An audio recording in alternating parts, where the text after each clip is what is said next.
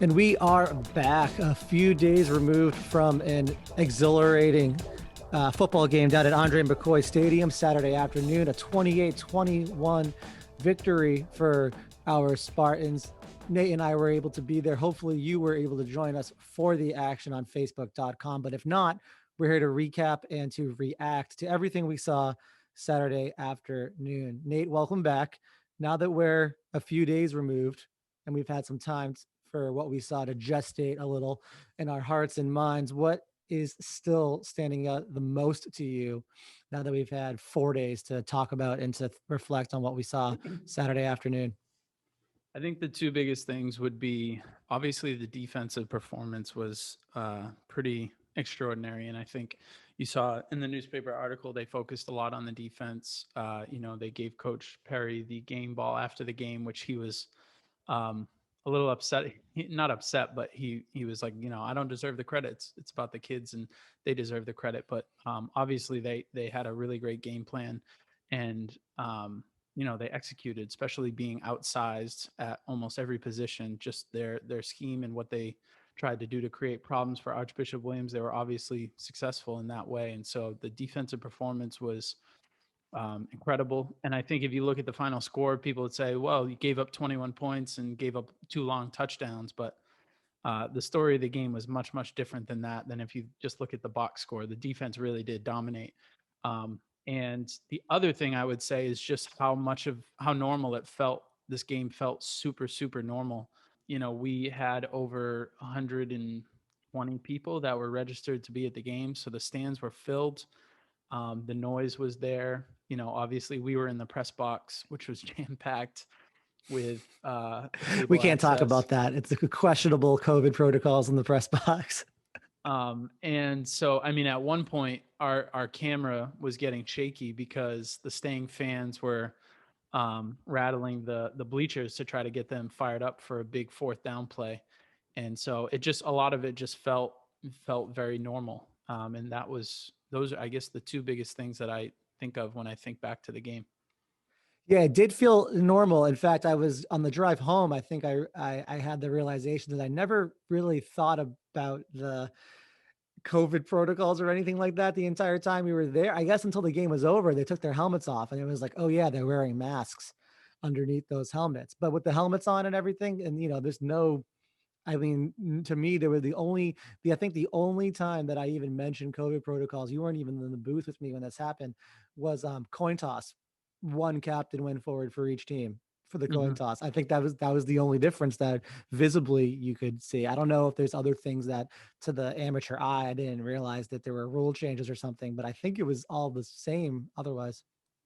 Yeah, for the most part, the rules are aside from like the way that they line up in on the sidelines, but other than that, like the in-game play is essentially exactly the same. So that combined with the number of fans that we had and just like the atmosphere of the game and how good the game was, all of it felt very, very normal, which is exciting. So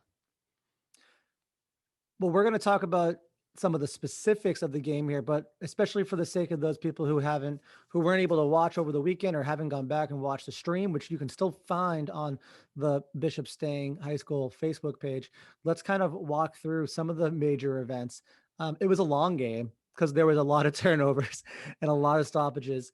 But we're going to focus, I suppose, on just the major things that still stand out before we record with Carlo here in about 10 or 15 minutes, and we'll go through some highlights with him in particular. Carlo, your MVP of the day, probably the MVP as well. The first quarter from the South Coast article gives a little bit of recap here, reminding me that in the first quarter of this game, we had 4 punts and a missed field goal attempt. A couple minutes in, Archbishop Williams went for, what was it, Nate, 40-yarder or so? Do you remember how long that was? 40-yard field goal, yeah. Yeah, like about a 40. I think it says 41 here in the article, doinked off the bottom bar. And perhaps that should have been a little bit of an omen of what exactly this game was going to look like going forward, as there were some theatrics and unexpected twists and turns. So as long as the game was really the first quarter and a half was not flew by, I thought a lot of running the ball, especially from Stang, which keeps the clock moving. And again, there weren't many scores. It was a lot of running the ball and punts. And so the first quarter and a half flew by, and then all of a sudden things started getting chopped up in terms of the length of the game. And it ended up being a very long broadcast and very long game. But I don't think any of us were in a rush to get out of there because of how exciting it was. Absolutely not. Yeah. And we know we heard a lot last week going in. I can't remember if we discussed it with Nick on while recording or not, but we heard a lot listening to the boys discuss the tape they were reviewing, before and after class. They get homework from Coach Golden during the week. Sometimes sounds like more homework than I give them sometimes. And I heard a lot of discussion about how Williams was spread offense, passed the ball a lot. And they came out in the first quarter rather tame. It was a lot of short passes and running the ball to start things off. And that first quarter did cruise by. But that brings us to the second quarter. And it was midway through the second that they had the first scoring drive of the game, this 11-play, 76-yard drive for Williams. What do you still remember from this drive, the first scoring drive of the game? Well, again, the drive began like a lot of them had, where Stang made two big plays on first and second down, and it was third and long. And the play, it was kind of a broken play where their quarterback had to roll out, and he kind of just heaved it up there and gave one of their receivers a chance to get it. And their receivers are really good, really big, really strong.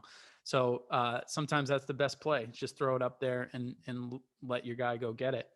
And I think our secondary misjudged it a little bit, which you see happen a lot. We jumped a little bit early, and Jackson, for them, number 82, went up and hauled in like a 30-yard completion on third and long, which that would have ended the drive. And that kind of kick-started them. And then they had a couple more and then they had a couple of more big pass plays where their quarterback Leclerc was just dialed in and finding his receivers, and they went down and scored their touchdown. Yeah, this first scoring drive for them was where we saw the passing plays on full display as they finally let Leclerc, their quarterback, start throwing some longer forward passes, none of the horizontal stuff that they started the game with. But also in the moment, I think we both kind of took a breath and thought, uh-oh, like here it comes, right? Here's the spread offense we heard about. We finally saw the height of their receivers pay dividends for them in the first quarter. I talked a lot about how they're, in spite of the fact that they were much larger than our defensive backs covering them, it didn't seem to matter.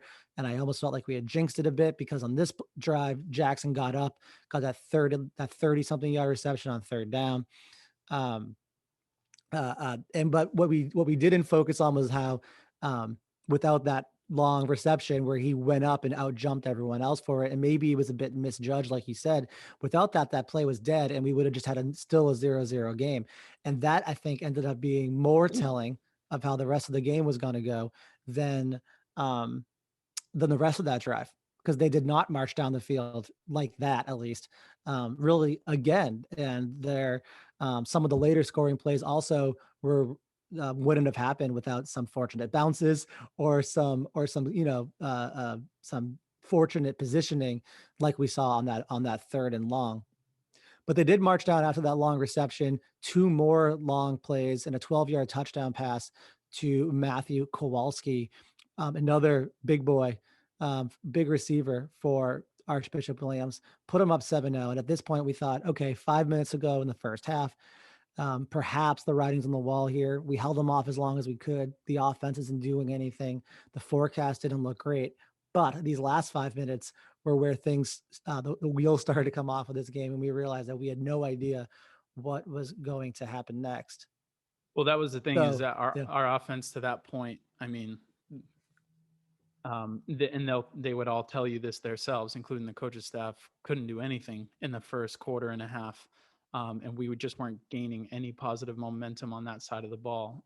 So it was going to be up to the defense, the special teams, to try to change momentum and make some big plays. And that's exactly what happened. Once the defense and the special teams stepped up and made a couple of huge plays to kind of swing the game, is when the offense, then you see them come out of the huddle with a little bit more confidence, hold their blocks a little longer on those run plays, fight a little harder to get through those gaps, and start churning up yards, which you saw in the third and the fourth quarter, which was really good to see. Based upon like the film that we broke down last week, though, what was it that wasn't working early? Was it Um, was it simply a matter of not creating the holes for the running game to get going on the option? Was it decision making on Dylan's part? Like, what was it that you think was largely to blame for the sterile offense early in the game? So I talked about it a little bit during the broadcast, and I confirmed with Coach Golden as well, and he agreed. And basically, what I said was clearly Archbishop Williams had seen our game against Spellman, and they wanted to protect the outside, right? They wanted to keep everything in between the hash marks, is what they would say. So they were going to give us a chance to run right up the middle with that initial first option, and just let Frankie and Jake and Greg dive. Straight up the middle through those gaps. What they weren't going to do is let Dylan keep it and get to the outside. So they were keeping their defensive ends at home, and they weren't crashing down on the running backs. They were kind of staying on the outside to make sure Dylan didn't leak out. And basically, they were like, okay, we'll take our chances with your running game up the middle. We feel like we can stop your running game up the middle. And they were right. It was Mm. clearly a good strategy and good plan, and worked to great effect for honestly for most of the game. But another thing that I said on the broadcast was like, if you give Frankie, especially, and Jake, two kids that run super hard and attack those gaps from the backfield, if you give them 20 carries, they're going to wear you down. They're just going to keep going. They get stronger as the game goes on. And by the time you get into the third quarter, some missed tackles, the gaps start to become a little bit bigger. These guys are running harder and harder. And in watching the film, you see all three of them. You see Greg Morales. You see Dylan start to have more success on the ground. So that, I think, was one of the keys of the game, is that we didn't abandon our offensive plan. We stuck with it. Even though they were giving us problems, we continued to trust it and just kept running downhill.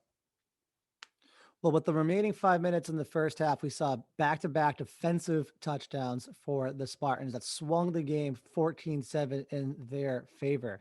The first was a fumble recovery by Carlo Acosta, who we're about to have on and join us, for a touchdown. Was this the one that Ben Gowell forced, or was this a dropped one? I can't remember. There were too many fumbles. Yeah, we'll talk about it when he gets on, when we look at it. But it was a bad We'll watch it exchange. together. Yeah, it was a bad exchange between their quarterback and running back, and Carlo comes through untouched and just picks it up and see ya. Was it the very next possession where Jacob Figueredo had his first pick six of the season? Yeah, so they were backed up deep in their own territory. And again, it was a bobbled snap. And what it caused was their quarterback to throw off his back foot, which is something you hear a lot about when you watch games on TV. And some of these guys with incredible arms can get away with that and throw it off their back foot. And their quarterback was a tremendous athlete and made a bunch of huge plays. But this one got caught up in the wind a little bit. He was on his back foot. Jake read it perfectly, picked it off, and then he kind of followed an arsenal of staying defenders who were creating a path for him to the end zone. This brought us into halftime. The Bishops decided to run out the last minute of the second quarter and to circle the wagons and try to figure out what was broken there going into the half. They didn't try to push anything. Before we move on, we should probably take a second. We noted here that it was the reason why they were able to do the pick six so effectively there, the reason why they were able to return that interception for a touchdown was because Archbishop Williams started deep in their own territory. And this would be a good spot to pause really quick and talk about how effective the special teams was, especially the kicking game. Besides Andrew Martin and his 4 extra points, we also had Pedro with some excellent kickoffs. And I believe that was the reason why they found themselves so deep in their own territory. Yeah, and not only his kicking ability, but also our ability to cover the kicks. And one of the people that I kept referencing on the broadcast and who deserves a shout out because he played a great game was Josh Curtis, who plays linebacker, and he also plays a lot on special teams. And of the 4 kickoffs we had, he was like the first person to make contact with their returner on 3 of them, I think. And he just had, he knew exactly the lane he wanted to go, and he made a play on each one of those, which was great. So yeah, I mean, if you watch that game and both kickers from both teams and punters, I mean, you're talking about it looked like college level kicking. Like it was pretty precise. We put the ball where we wanted. Their kicker was very strong. His extra points were high and through every time, no question. So special teams really stepping up and looking pretty elite. The third quarter started, and we were curious what we were going to see from this Archbishop Williams side, expecting some of those errors in the first half to be addressed by the coaches at halftime. Curious to see what they come out with offensively to start with their starting with the ball, the start of the third quarter. They came out, and this was immediately 3-and-out from what I remember, Nate, followed by a stagnant Spartans drive. But this led to the second Archbishop Williams drive of the second half, where another pick six blew things open a bit. Yeah, so I just rewatched that one as well, and this one they were on their own 30. It was actually a quick slant pattern, and he just overthrew. He overthrew his receiver, and Liam Cogliano was in perfect position, scooped it up, and again, our guys did a great job transitioning from playing defense to then being lead blockers, and they opened up a lane for him, and we'll watch that play with Carlo as well. And Liam had free lane to the end zone. So to get two pick sixes in a high school game, so rare. You might never see that again. And it's just a testament to, our game plan and our kids' ability to seize the moment and be ready to make a play. The Spartans defense continued to hold the Archbishop Williams offense out to the 7 points, and it looked as though the offense was finally getting things going late in the third. A great long drive all the way down to the 1-yard line. They go forward on fourth down and weren't able to get it, but stuck the Bishops at their own 1 on the following possession. A little bit back and forth brought us into the fourth quarter, still 21-7. Spartans driving, pounding the ball, running the clock out. And on the film, you can hear me more than anyone else saying, well, they're obviously going to keep pounding the ball here, which is when Coach Golding came up with a really brilliant play call decision to let Nick Highland, who was in at tight end on the play, or fullback tight end, let Nick go down the center of the field untouched, because everyone expected them to keep running the ball, and he got his first touchdown catch of the season. Yeah, we got to give a shout out to Coach Mack, because I spoke to Coach Golden and I told him same thing, great call, and he said that was Mack's idea. He had put that in earlier in the week. He had seen something on film where he said we can attack them with this play. But you're right, it was a drive of maybe 7 or 8 runs in a row, and we were starting to, like I said, wear them down and keep churning out yards. And then on that one, Dylan doesn't even have to think, takes the quick snap, just kind of elevates and pops it over the line right to Nick perfectly. And Nick, I mean, again, in rewatching the game on the film, Nick was all over the place. But, we try to highlight some people who you're going to hear Nick's name consistently. You're going to see his name in the newspaper consistently. But, man, he made a ton of impact plays once again on both sides of the ball. So.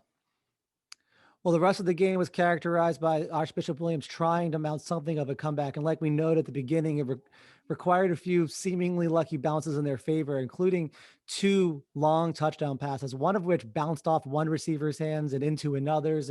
But at the end of the day, to wrap things up here, Spartans were able to hold off this late charge by Archbishop Williams and hold on for the 28-21 win. Well, we're looking forward to the game at Bishop Fenwick Friday evening, 6 p.m. That will be live streamed on Bishop Fenwick Athletics YouTube channel. We will not be going to Fenwick, as you have auction things to take care of. You're trying to make us some money, but we will be back next Saturday here at Stang for a Saturday Austin afternoon Prep. game, Holy Saturday. Austin Prep. I think it's a 1 p.m. start, so that'll be exciting. Hopefully we're at our own field this time. I'm sure we will be. Beautiful weather. Things are starting to look up here. Let's take a quick break, and we're going to welcome Carlo in to talk about his big plays.